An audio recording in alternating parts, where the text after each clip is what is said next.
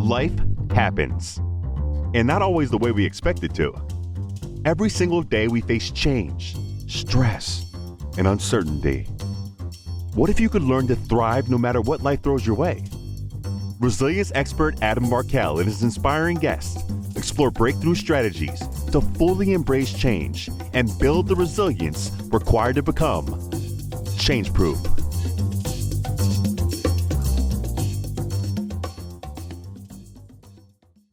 Hey there, welcome back to another episode of the Change Proof Podcast. I'm Adam Markel, and I've got a great guest today. We're going to have a great conversation.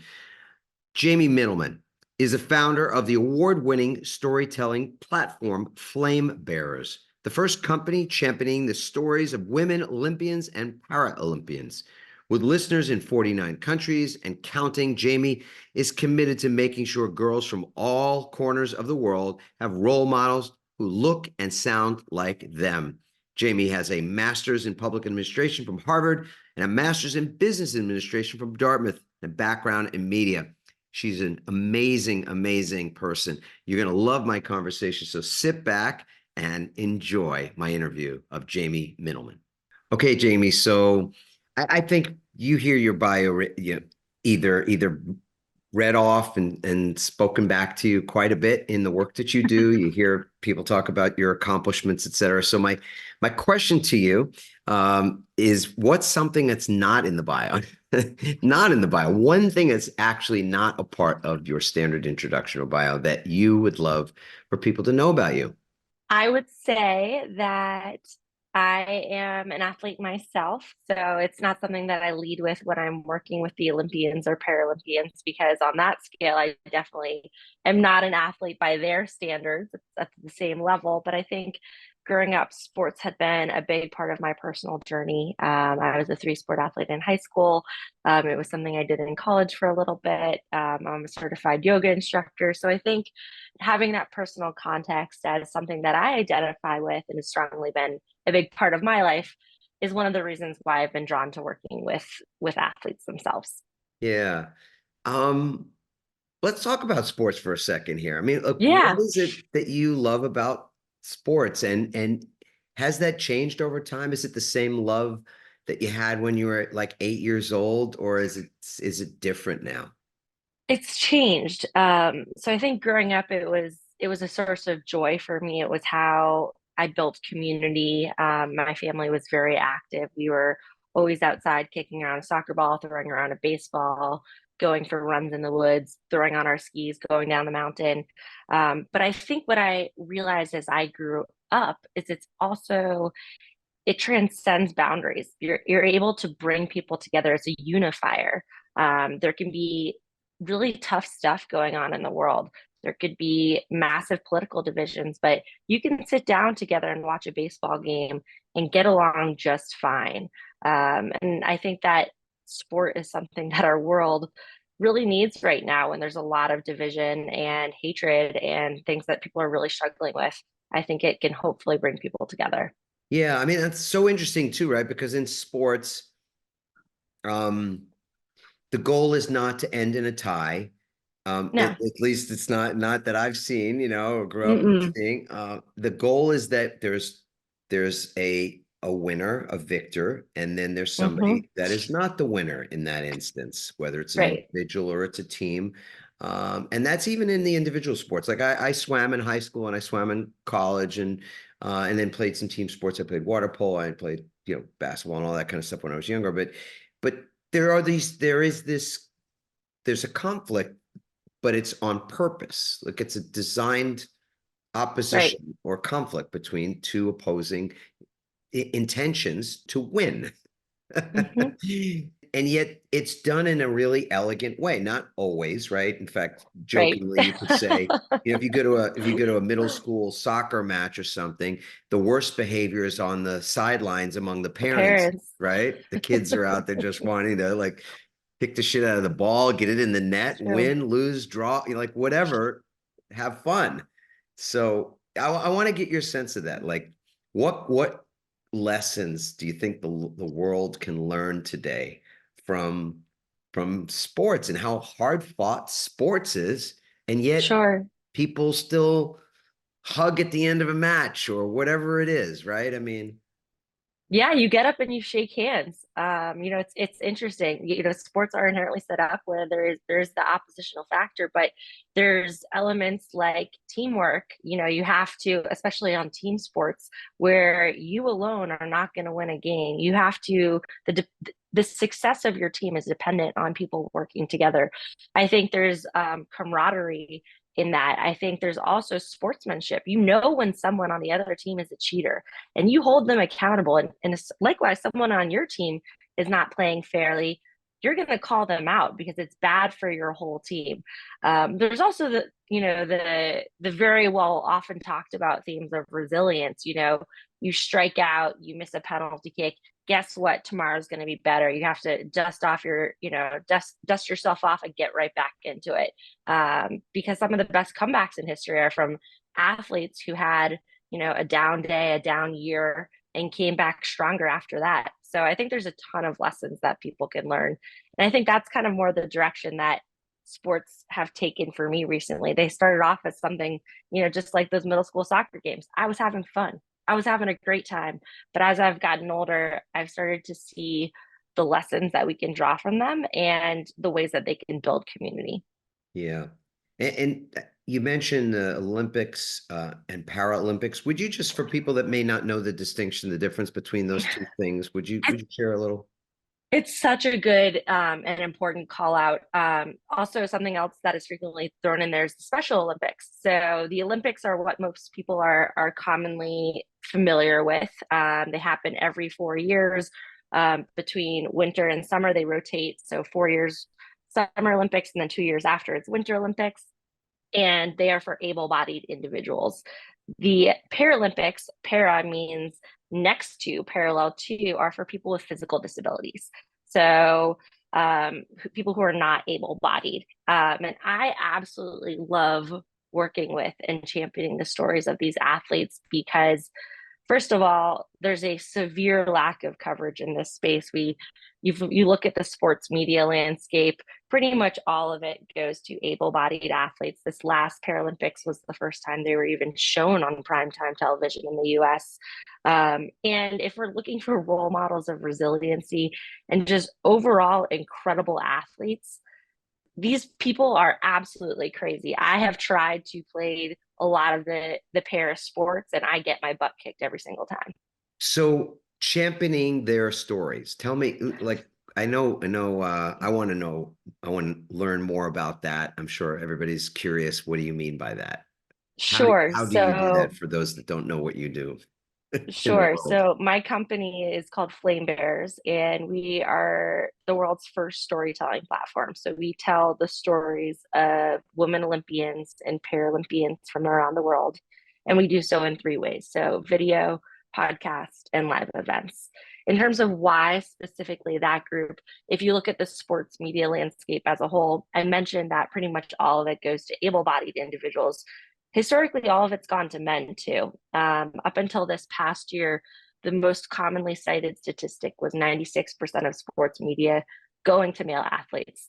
The number is now down to 85%. So women are getting 15% of the coverage, but that's still obviously a very small piece of the pie. So when you talk about sports coverage historically, that's kind of a misnomer. It's just pretty much male sports coverage.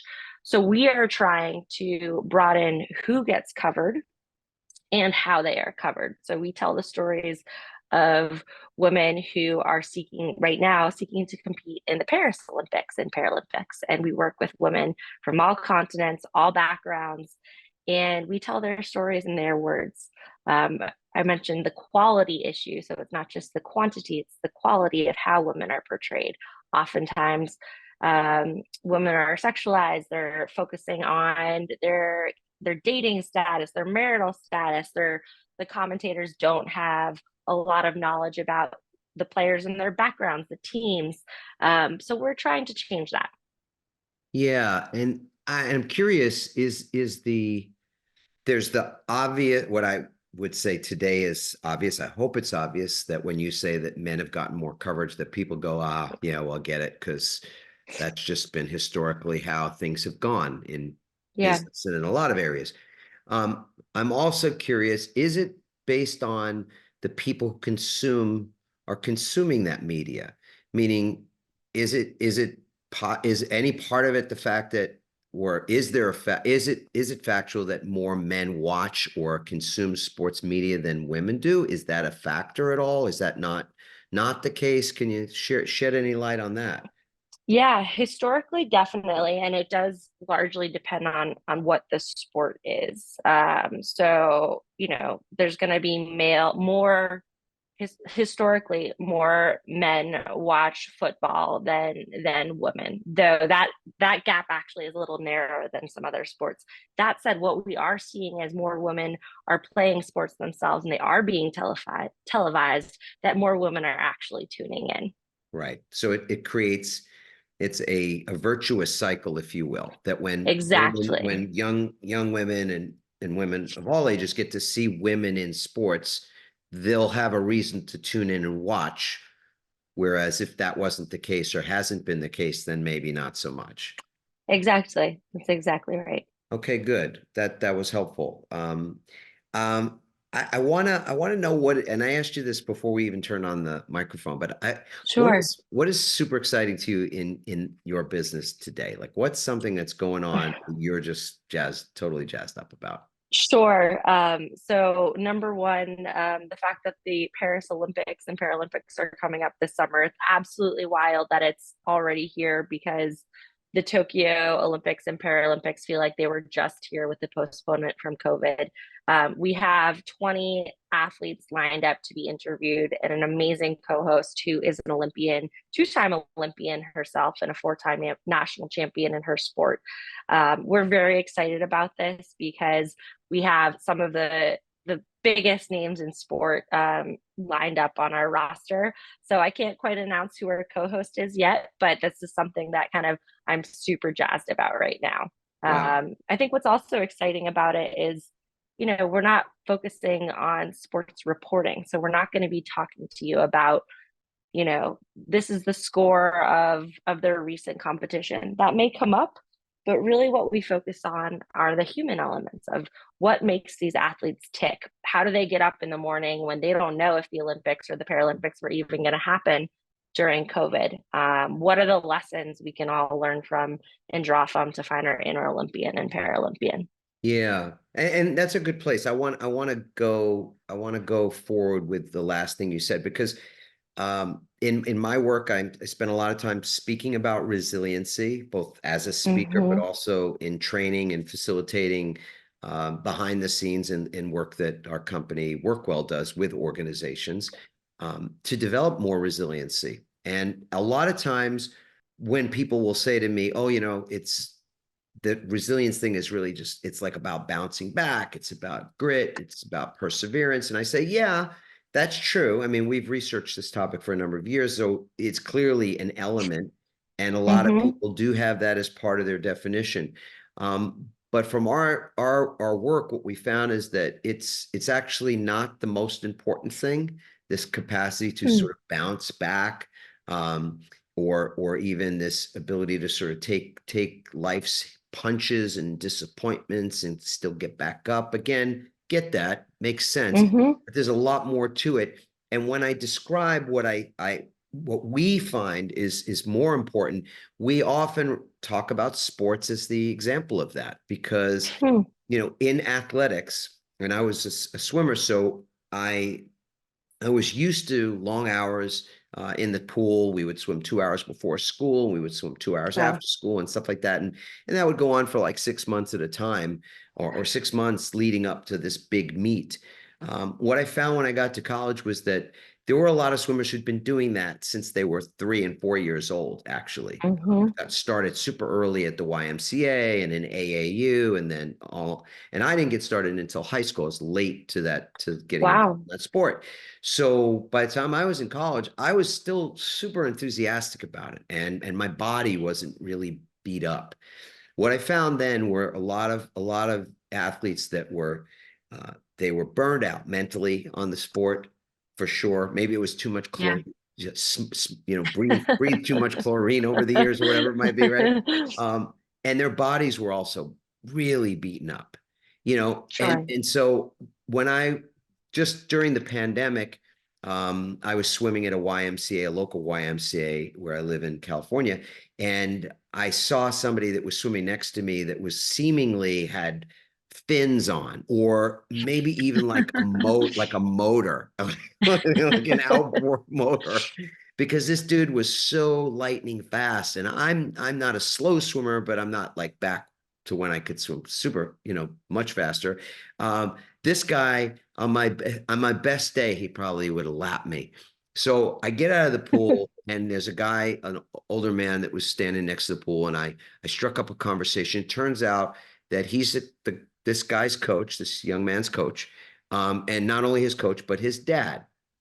And Wow. so this is the swimmer is Michael Andrew. Michael Andrew was in the Olympics, won a couple of gold medal and a couple other Yep. medals, and is expected to be in the current Olympics and do phenomenally well. So, and Michael is a very nice young man. Enjoyed meeting him and developing a relationship. Had him on the podcast, him and his dad, to talk about resilience from the Hmm. standpoint of not perpetuating burnout. So you Yeah. think about like performance in any area of your life, it's a less about how you deplete yourself and more about the process of recovery. And Hmm. I wanted to get your thoughts on that, because you talk about resilience, and obviously you see it live and up close with your athletes and these women that that you work closely with. Sure. I completely agree. It's really interesting that you voiced that. That's kind of my personal ethos. I think I briefly mentioned that I'm a certified yoga instructor, and that practice for me is all about grounding myself so then I can show up the best day in and day out for not only the athletes, but the people in my personal life. And if I don't have that space to recharge and to refuel, I'm going to burn out and I will not be of any help to anyone. So that is very, very much the truth. One athlete that I've worked with, her name is Deja Young Craddock. She is a Paralympic gold medalist. She's incredibly open about her battles with mental health and how her attempt to commit suicide. And one of the things she talks about was when she felt very off balance. And I think she has really talked about finding her voice and making sure that you do not get to a place where you feel so depleted and so alone that really bad things happen. And I think it really does start on a daily basis of having routines. Deja tells me every morning she gets up, she has to make her bed. If even if that's the only thing she does, that is a grounding practice for her, where she's like, okay, that is refueling for me and that is grounding for me. So then I know that whatever happens, whatever comes at me in this crazy world, I'll be able to handle it because I made my bed. Exactly. And and it seems silly to say this, but it's a success already that you've Exactly. done that, right? Especially if maybe you'd prefer to not, like just get after your bed first thing, at the beginning of the day, whatever, right? So um that I'm fascinated by the examples, as you say, more recently, of giving Hmm. people access to that, what I think is different information. It's a different philosophy Hmm. of how you develop your best. You don't. Yeah. So our stance on this is that you don't develop your best by working on your grit. And no offense to Angela Duckworth and her Hmm. work and her TED Talk and all that good stuff. It's great. It's just, to me, Yep. it's an older paradigm, and it's one that the pandemic, I think, revealed will not work long term. Yeah. And in many ways, it's one where you ignore yourself, you ignore your body, you ignore the signs and the feelings that you're having, because Hmm. what overrides that is this concept of, I just got to keep pushing through. And ultimately, Yeah. in athletics, and that's why I draw on this, is that to do that doesn't lead to success often. It more often leads to failure. Simone Biles would probably be a great example of this, right? Yeah. I think that's exactly right. I'd say failure or even injury. I think there's many examples when athletes push through it and they severely hurt themselves, and then their careers are cut short, and it is actually life-threatening. So I think in sport where the stakes are so high, you mentioned Simone, where it's actually life-threatening if she makes an error. I think the world of her that she's took a step back and said, you know what? No, I need to take a break. Yes, exactly. It was just such tremendously, it was such great leadership. I mean, it was Exactly. obviously self leadership. She's taking care of herself, but she was also leading her team in the same way. She, by stepping back, she made room for others that stepped up, Step in. Exactly. right? And then a week later, when she got back to herself, she was able to re-enter the meet and win a silver, on the beam. I mean, it's like, yeah. And Exactly. I thought she was very unfairly criticized. I was just going to say, she was criticized pretty hard for that decision. I mean, a lot of people, I think, came to her aid or to, support her as well, for sure. But it was so classic, right? The way people reacted to that she's quitting and she's like, Absolutely. being disloyal to her country. I mean, like crazy, crazy stuff, right? It But is. It is. And yeah, and don't get me wrong, I think grit is, I think, a very valuable part of the equation. But I think if we're a car, if the infrastructure is not working, it doesn't matter what we put into it. and great example, right? Because if you're a car and you just keep driving on empty, I'm just going to ask you, You're gone. how's that going to work for you at some point? Exactly. It's Exactly. You're gonna run out of gas. You're you're done. on the side of the road like with a tin can or something. I mean, and I think people, in many ways, they take themselves for granted, and they don't actually do anything about it until they're broken down on the side of the road, or they get pulled Mhm. over. Like they're going so fast, get pulled over, woo, because they're Yeah. speeding. So, or they get in an accident. I mean, like these are the things that don't have to be part of your life experience necessarily. And with Michael Andrew, just to kind of close the loop there, why was he in the YMCA pool? And we have beautiful pool and all that, like Olympic type pool. But why was he there? Why was his father there? Why was his father coaching him? Why wasn't he at like the Colorado Mhm. Springs Olympic facility? And it's because they have a Yeah. very different philosophy than the Olympic trainers that I remember what this was like. You swim, whatever it would be, 10, 15, 20,000, yards or meters in a day. And you swim for months at a time. And then when you get to the most important meets of the year, you slow down, you taper, and then they shave their body. And then you swim like Yep. lightning in the pool, right? But it also, that process produces burnout mentally. In other ways, it produces injury, to your point earlier. Sure. A lot of the guys that I went to school with, they had scars on their shoulders and on their I'm knees, sure. right? Because their bodies had just been depleted and depleted and depleted and depleted. And yet what Andrew was doing with his dad was not getting to that point of extreme depletion. And he couldn't do that within the system, the Olympic system. And so he trained his son, and clearly the results are that his son swims pretty fast and is getting faster. And, and he's got longevity. Like he can Sure. go on and on, almost like the way Michael Phelps went on for a very, Hmm. very long time. So, I love it.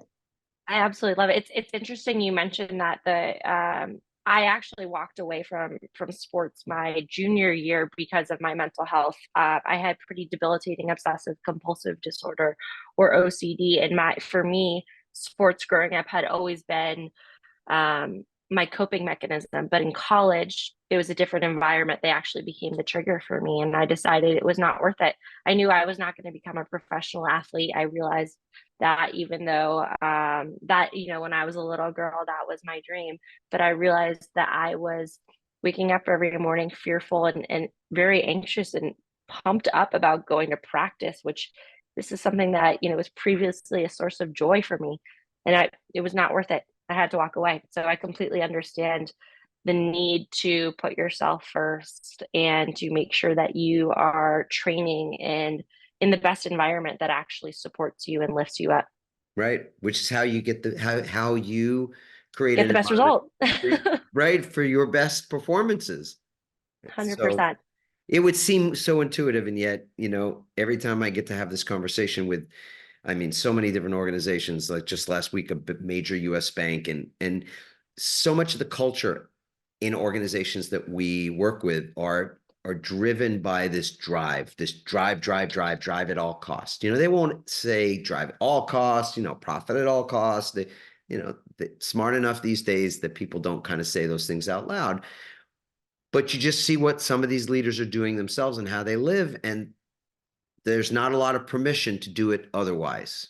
I would say they're not saying it out loud, but their actions speak for them. So before I started Flame Bearers, I got my MBA at Dartmouth and I got a master's in policy from Harvard. And most of my classmates from both of those schools are in high power consulting jobs working for banks. And many of them are unhappy and many of them are, constantly working around the clock, but it is what you're supposed to do. And their bosses penalize them if they don't. So it's kind of they don't verbalize it necessarily, but I think actions speak a little louder than words sometimes. Yeah, it's really, and I was a lawyer for a couple of dozen years, so I know that industry is really driven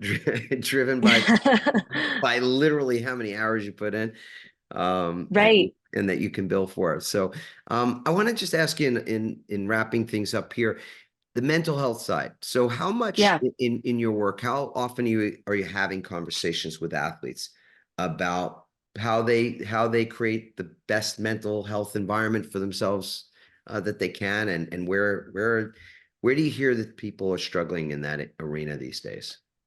Sure. So we have these conversations all of the time. It is important to us to not go in with a narrative that we want to push, though. So the way we approach every conversation is we ask the athlete before we start the interview what it is that they want to focus on.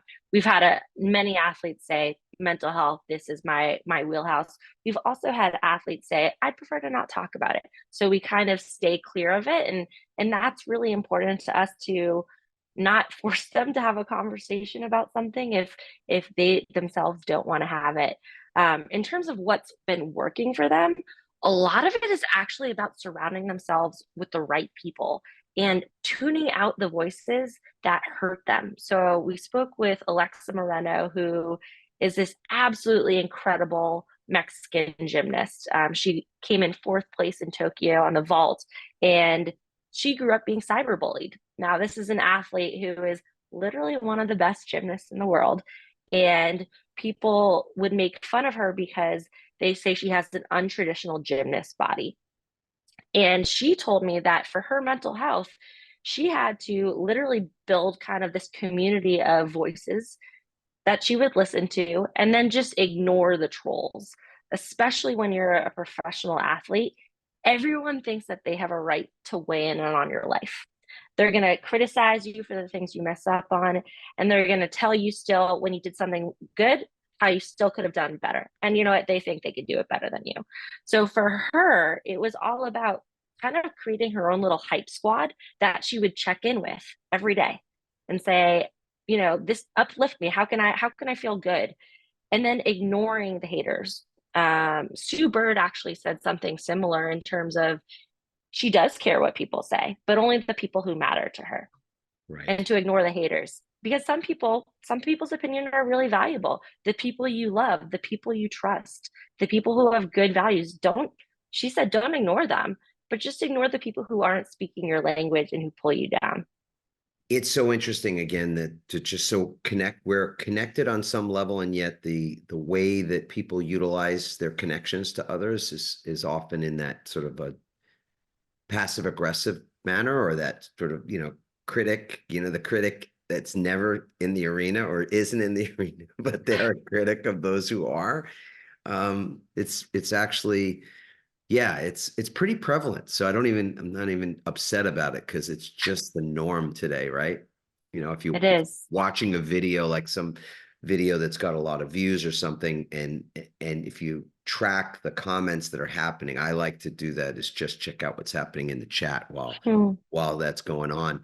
And it's just shocking what people will write in the chat during some of these, really great conversations and whatnot. And it's like, wow, Sure. what are you listening to? You listening to the same interview that I'm listening to? It's just like mind Absolutely boggling. wild. Absolutely wild. I also, another tip that I had, Michelle Akers, she's FIFA player of the century. I consider her the GOAT in the women's soccer world. We Yeah. co-hosted a whole season this past summer in honor of the Women's World Cup. She is grounded by being outside. She Yeah. works on a horse rescue, and her thing is, let me be outside with the horses. And that is what grounds her. So I think for every individual, you kind of know what speaks to you. I'm happiest outside running in the woods. Put me in the mountains and I am on it.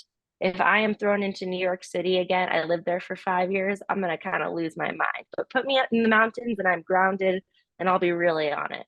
Yeah. I mean, I'm happiest in the water, for the most part, like in the ocean, even more so Yeah. than in a pool. But more lately, it's I took up a sport I hadn't played since high school, and that was tennis. And it's been so enjoyable to really get back into being serious at tennis. And I'm just getting so much joy on the tennis court these days. So which is just freaking amazing, you know. That's And incredible. that's such a mental game. And I should say in golf too. Like I'm choosing the games that are helping me to take my mental, not just my mental health, but my mental faculties, you know, to another level. Because those are games where what's going on between your ears is so, so important. It really is. Like sometimes in swimming or in surfing or something, I could just really be zoned out. And in that Mm, state of zoned outness, I can just perform, my body will do what it knows how to do or whatever. But in those other games, it's just, the mind is with you all the time. 100%. A lot of other athletes that I've talked to talk about the power of meditation Yeah. and silencing their mind and or tuning into only parts of their mind. So when they have the negative voices come up, um, where kind of giving yourself self-talk of why you're here, what your intention is, but tuning out the voices that are not serving you in that moment. Yeah. Meditation has not been, I think for a lot of people, it's not easy. It hasn't been easy in some respects for me in the past, but I've gotten more settled into that these days as well. I'd say for anybody Mm-hmm. that's like me, that's listening to this, that maybe you haven't been successful, whatever that means, at meditating in the past. Um, there's a really fun book on this that you could read called 10% Happier. Oh, Dan Harris, I think I'm pretty sure, yeah, Dan Harris was the author of that book.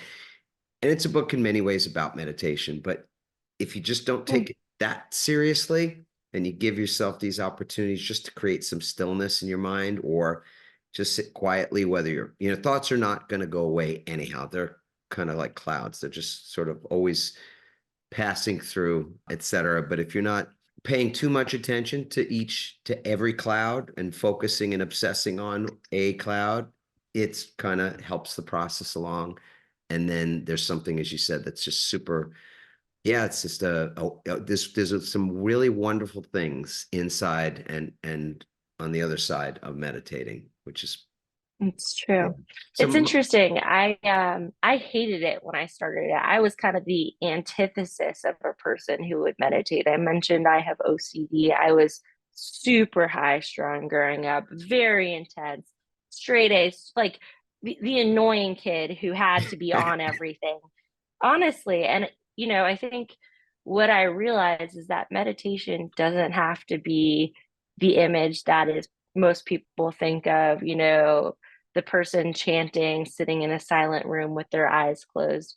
I think that I have meditative runs, I have meditative walks, I have um, meditative conversations that are very reflective. For me, meditation is just where I kind of go inwards and give myself the space to heal, to recover, to process. yeah, and gratitude, a simple practice, like you say, walking and thinking about what you're grateful for is a form of meditation. Yoga is a moving meditation in many respects, right? So Exactly. there's a lot of ways to sort of be in that meditation. Jamie, my last question to you just has to do with your own personal resilience. And I think you've answered a lot of this already, but I want to, at the place that you're at in your life now, Yeah, how do you develop or how do you maintain your resiliency? And like you said, the sure. world. the world we're all living in, all of us, this is shared experience now, is one that is complicated beyond any complicated environment I've ever lived in. And I've been around, 5 decades at this point, and I can't remember Sure. a time that was more complex and more filled with things that are really tough to reconcile. We could say a lot of other Yeah. things about it, but this is a really difficult time, I think, that we're all going through. Yeah, I think so too. So I've not been around for 5 decades, but I'm 15 years behind you. So I'm won't ever catch up, but I'm working on it. What's kind of not funny, but a little ironic. I started Flame Bearers as, I think in hindsight, a bit of a personal rescue mission, and I didn't realize it at the time.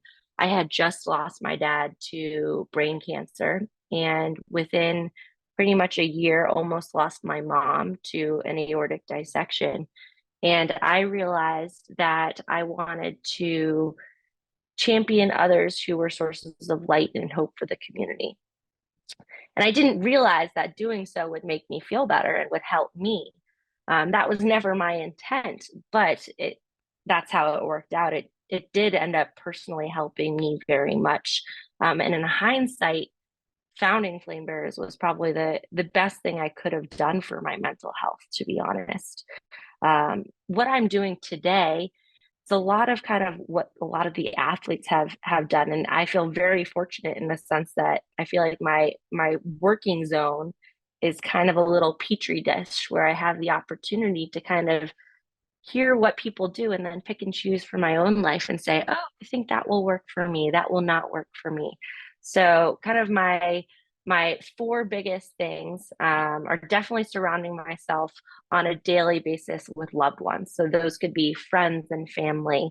They could be people who are just positive sources of in my life. And trying to minimize, to be honest, my interaction with people who are takers. They are people, we all know the people in our lives who are drains on us. And I try to minimize proactively my engagement with those people. The second one is when I am having a tough day, because you know what, it's not a matter of if they're going to come, it's a matter of when they come. I have a whole menu of things that I like to do that fill me up and that help restore me. So I'm like, is this an pint of ice cream day?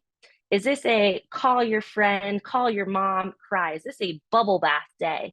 Is this a nope, sit on the couch and drink a glass of wine and watch a really crappy reality show? But you know what? I enjoy it.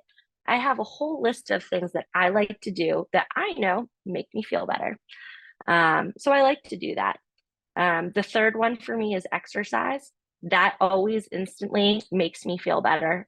It can be really hard to get off the couch, really hard to drag myself out, but I think maybe it's just a 10-minute walk. Get out, feel the sunshine, but it instantly makes me feel better. And the fourth is, you actually mentioned it, it's a practice of gratitude. I have a gratitude journal. So when I'm feeling really down in the dumps, it's kind of like Deja. I like to focus on one thing that I did well that day, and I write it down in my little journal. And then I can go back and say, wow, yesterday I felt like I was a failure, but I actually did these things that were pretty darn cool. Yeah. I so appreciate the fact that you gave us a list of those kind of things, and that you tied it to maybe the day that's not going well, because I certainly believe that our resilience is something we create before we need it, so that we're working on it proactively for sure. But I think the hardest thing is when people do have a sideways day that turns into a sideways week or whatever it might be. Yeah, Um, that it can really push them many steps back. So, 100%. I what's your agree. I think, menu in those moments, right? yeah, the way I kind of think about it is it's a muscle that I like to have trained before I need to use it. So I will have the things ready to go, because when it comes, I'm not going to be able to think. When people are grumpy, when people are sad, when people are down, you don't want to do anything. I don't want to do anything. Just make it super easy for yourself. Indeed. Yeah. So, I want to tell our audience, as always, that to find out more about the work that Jamie is doing in the world, you just have to go to our show notes, and there's going to be links in there to click to find out and to tune in, listen to your shows. Um, I think there's a lot more in this conversation too that I'm thinking maybe we can schedule a part 2 or something like that. I've so enjoyed, having this talk with you, Jamie. And we'd love to get comments and questions. So of course, if you've got a question Yeah. for Jamie or for myself, you can go to adammarkel.com/podcast, leave your comment question there. And as I said, have said in the past, it will not be any bot or AI that's going to answer it. We will answer those questions ourselves. And if there's somebody that colleague, friend, family member that would benefit from hearing some of what Jamie shared with all of us today, I think there's some tremendous insights. Feel free to share this episode. It is super helpful to us when you do that anyway, because it just, again, affects the algorithm and how it is that these things are more proliferated. And when something's positive, I think that's what we want to proliferate. We want to spread that. So we appreciate your help with that. And for now, anyway, Jamie, I want to just say thank you for your time today. Thank you for everything that you shared, and mostly thank you for the work that you're doing in the world. Thank you for having me, Adam. I've really, really appreciated this conversation. Yeah, I so enjoyed that conversation. Jamie Mittelman she's amazing. She's doing amazing work, and her Flame Bearers platform is really making it possible for women and girls all over the globe to experience role models, resilient role models in the form of other women athletes, both Olympians and Paralympians. We got to talk about those things today. We got to talk about some things, some areas that I didn't expect we were going to go into. So I love that aspect of the podcast, that because the questions are not canned. I would say they're not planned either. I mean, we have some sense always of where we want to take things, but what's beautiful is that it's organic. It unfolds on its own, and we follow the breadcrumbs. I love it from the standpoint of, I'm looking to have an interesting conversation.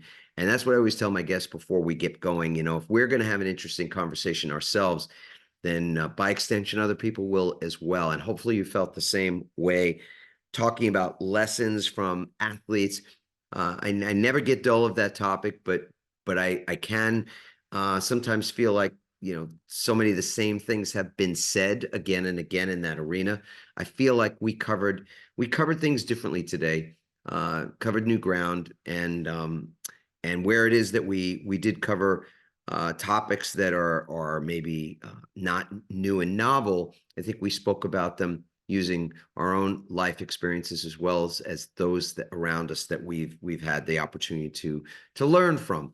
And that is super interesting, because that means that, that learning keeps evolving, and knowledge that we have. I mean, it's sort of a personal philosophy, but head knowledge is not that important in a lot of ways. I don't think it's that useful. Let's put it that way. Meaning that we read things and we consume things, and we're constantly consuming content these days by the by the jug full. And I don't know that we might feel smarter. It might feel good also to just kind of be, taking in information from all corners. But usefulness, I think, is really what I find more important than anything else. And information that you don't put into application, information that you don't get to experience firsthand, doesn't become useful. It doesn't teach. It doesn't provide lessons that are lasting and lessons that you can share with other people. So I just love the fact that we were able to talk about those useful, the things that we've learned that have made changes in our perspectives, because we've applied them and gotten feedback. And sometimes, again, feedback is not always a win. Sometimes it's actually a loss, but a loss where we learn from. We talked about today being able to be victorious without there being any victims, being able to win without there being someone that pays the price for that. And yet at the same time, the goal is to win. In business, the goal is to win. In goal in sports is to win. And yet in sports, why, often what we see is that people are able to shake hands and be cordial and courteous, decent to one another, even though they fought it out on the field of play, and battled it out even on the field of play. And yet in business, often what we see is that there are people that want to win, that want to be the victor, and there are many victims often in those situations, because people are used and abused in the workplace all the time, and not thought of with high regard, and those things can be endemic. They can be cultural. They can be really costly to an organization. In fact, they're always costly to an organization, and some organizations just pay more dearly for that erroneous philosophy. And when we think about resilience, when I often am brought in to talk about these topics as a keynote speaker or in our organizational after work through our company Workwell, we talk about resilience as not being about grit, as not being about how we grind it out. That is an aspect, of course, of resiliency that has to do with perseverance and tenacity and all that good stuff, and grit being a part of that for sure. But the key ingredient today, when we think about what produces long-lasting capacity, long-lasting performance, and higher level performance, it is not grit. It is recovery. It is understanding that when we are depleted, we will not be at our best. That an athlete that is depleted will not perform at their best, but an athlete that is properly trained and recovered from even the hardest of their training sessions will play and perform at higher levels than those that are tired, mentally, emotionally, physically speaking. And so we got to cover that ground today, talk about a number of things that I think were super helpful, whether you're an athlete, whether you just admire athletes, whether you love to learn from athletes, or whether you're in business and you're thinking about the business athletes that are around you, the ones that you lead, the ones that you are led by, et cetera. So I hope you love the episode, that you will share it with friends, family, colleagues, et cetera. Please do that. Feel free to leave me a comment at any point in time, adammarkel.com/podcast. We'd love it if you'd leave a 5-star review as well. I know it's a selfish ask. I don't mind making the ask, actually, because hopefully what you'd want is to see this podcast in front of more people, that more people would have access to it, would consume it, would be able to benefit from it.